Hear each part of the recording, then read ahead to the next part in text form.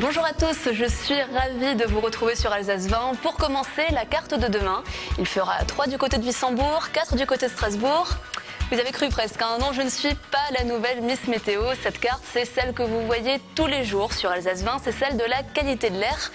Comment est-elle fabriquée? À quoi sert-elle? Comment l'interpréter?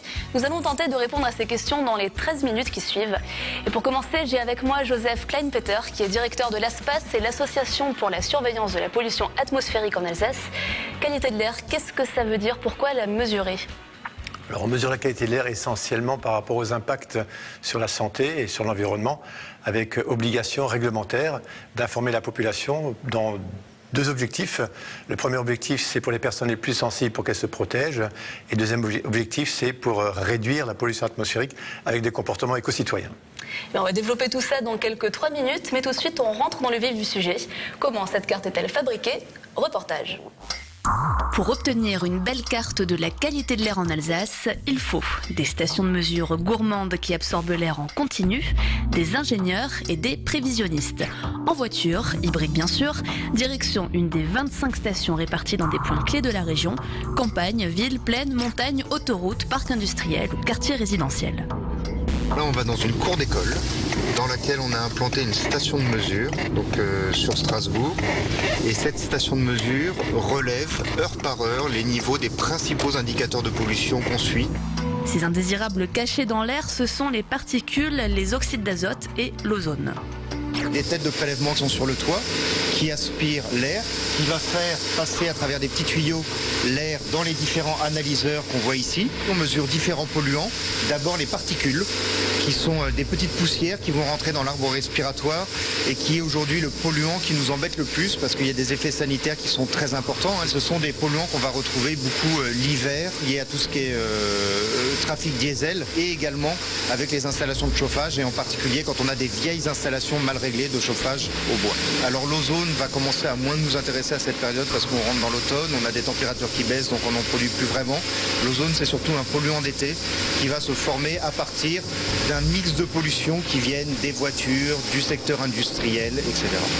12 000 données sont transmises chaque jour au siège de l'ASPA à Schiltigheim, puis analysées et combinées aux données météo afin d'établir une prévision.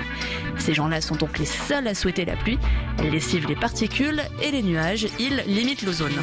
La prévision est basée sur un indice de 1, l'air est très très bon, à 10, très mauvais. Cet indice est calculé par rapport à la concentration dans l'air ambiant de 4 polluants. Donc ces 4 polluants, il y a le dioxyde d'azote, donc c'est essentiellement dû au transport. Ensuite on a le dioxyde de soufre, c'est dégagé principalement par les industries. Les particules, donc qui sont plutôt liées d'origine résidentielle tertiaire, le chauffage, agriculture et transport. Et l'ozone, plutôt d'origine photochimique. En fonction du niveau qui va être prévu et en fonction du niveau qui est constaté, il y a différents seuils. Donc on a 2 seuils, un seuil d'information et un seuil d'alerte. Et ces seuils sont définis comme étant un niveau au-delà duquel une exposition à courte durée peut présenter une gêne ou un risque pour les personnes notamment sensibles. Une opération renouvelée tous les jours à 11h et 16h30. Quelques calculs et emballé, c'est pesé. Le bulletin peut être envoyé.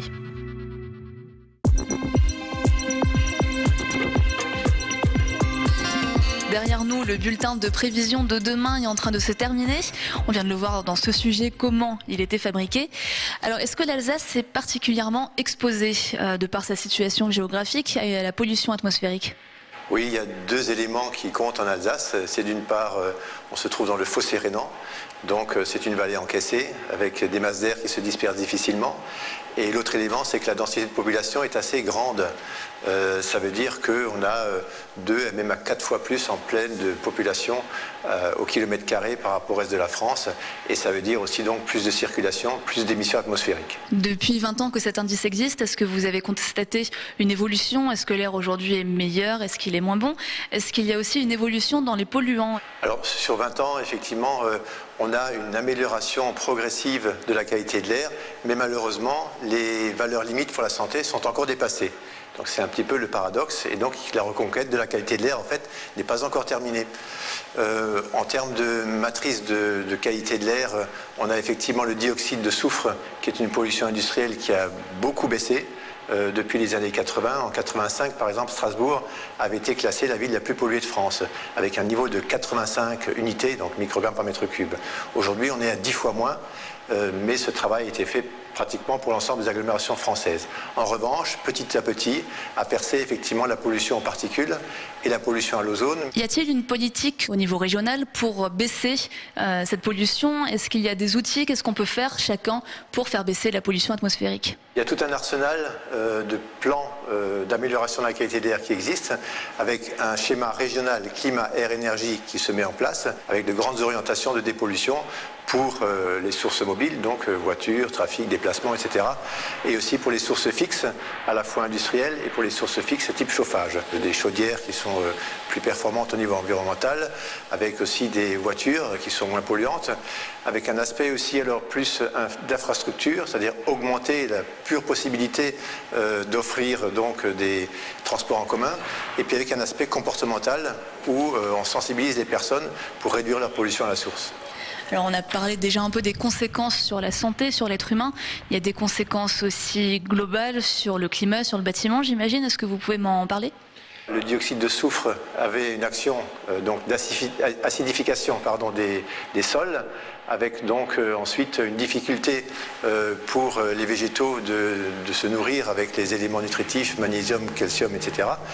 Et puis également aussi une action de l'ozone, action directe sur tout ce qui est photosynthèse. La plante donc, qui absorbe du CO2 et qui produit de l'oxygène et en même temps fabrique sa sève, va être ralentie dans cette production-là et on va avoir effectivement une diminution de la vitalité de la plante et pour les agriculteurs d'ailleurs aussi une diminution de production. Et puis on sait que l'ozone a aussi un effet sur les bâtiments puisque l'ozone est un oxydant et que donc ça accélère la détérioration des matériaux.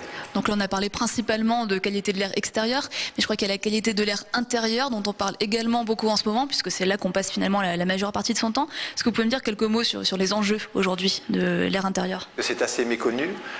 Il y a des matériaux qui émettent de la pollution atmosphérique et notamment du formaldéhyde dans les cols d'agglomérés, dans les tissus, dans les moquettes, etc. Et un autre phénomène qui devient crucial en ce moment, c'est que les maisons sont de plus en plus isolées pour effectivement avoir une meilleure maîtrise de l'énergie. Et qui dit une maison très isolée, c'est souvent moins de ventilation et donc une exacerbation de ces phénomènes de pollution intérieure, avec des enjeux sanitaires qui ne sont pas trop connus aujourd'hui, mais sur lesquels on travaille vigoureusement. Donc ces effets sanitaires, les effets sur la santé, on va les voir juste après ce reportage. De nombreuses études sur la qualité de l'air intérieur sont menées. L'Observatoire de la qualité de l'air intérieur a notamment mené une étude sur 567 logements. Plus de la moitié d'entre eux étaient pollués à des niveaux plus ou moins importants. Et depuis 2 ans, ce sont les bâtiments publics qui sont auscultés. Premier visé, ceux qui reçoivent des enfants. Je vous propose de revoir ce reportage que j'avais tourné il y a quelques mois dans une crèche du Bas-Rhin. Analyser la qualité de l'air intérieur dans les crèches et écoles, c'est l'objet d'une campagne pilote menée à l'échelle nationale dans 300 établissements, dont 11 en Alsace. Objectif, mettre en place un plan de surveillance de l'air dans les lieux qui reçoivent du public, une mesure inscrite dans la loi Grenelle II. L'objectif est de tester le protocole pour 2 types de produits, le benzène et le formaldéhyde, ainsi que pour vérifier, avoir un indice pour l'aération qui est le CO2, que le benzène est un irritant et le formaldehyde est un cancérigène. Et on peut les retrouver dans un certain nombre de produits de la vie courante, aussi bien au niveau des peintures, au niveau des fuels, au niveau des plastiques. C'est quelque chose qui est présent et l'objectif est de voir si les installations actuelles sont aptes à l'accueil et la présence d'enfants ou même d'adultes sur ces différents sites. Cette campagne est pilotée par la DREAL, la Direction régionale de l'environnement, et réalisée par l'ASPA. Les mesures sont effectuées sur 2 semaines, une à l'hiver et une au printemps. Dans chacun des sites instrumentés, on met en place des petits capteurs.